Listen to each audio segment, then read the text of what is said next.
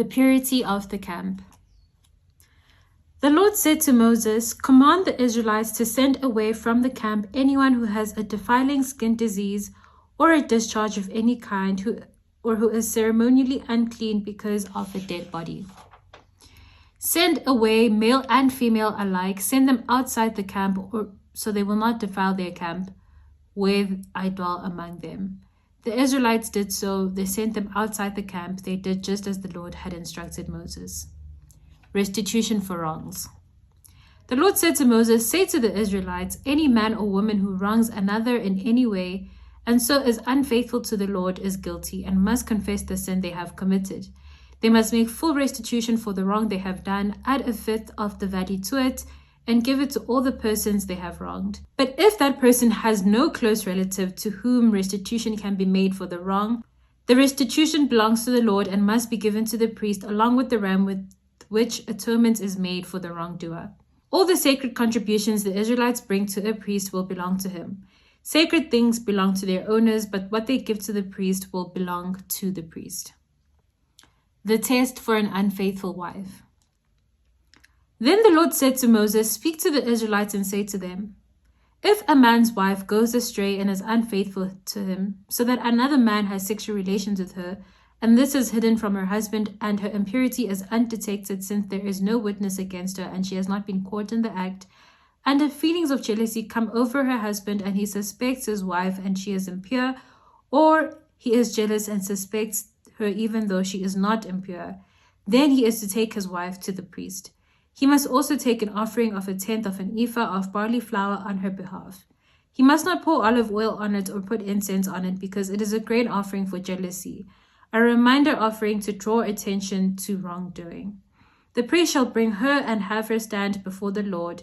Then he shall take some holy water in a clay jar and put some dust from the tabernacle floor into the water. After the priest has had the woman stand before the Lord, he shall loosen her hair and place in her hands the reminder offering, the grain offering for jealousy, while he himself holds the bitter water that brings a curse. Then the priest shall put the woman under oath and say to her, if no other man has had sexual relations with you and you have not gone astray and become impure while married to your husband, may this bitter water that brings a curse not harm you.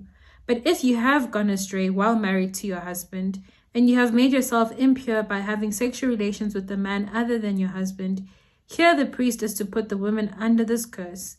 May the Lord cause you to become a curse among your people when he makes your womb miscarry and your abdomen swell. May this water that brings a curse enter your body so that your abdomen swells or your womb miscarries.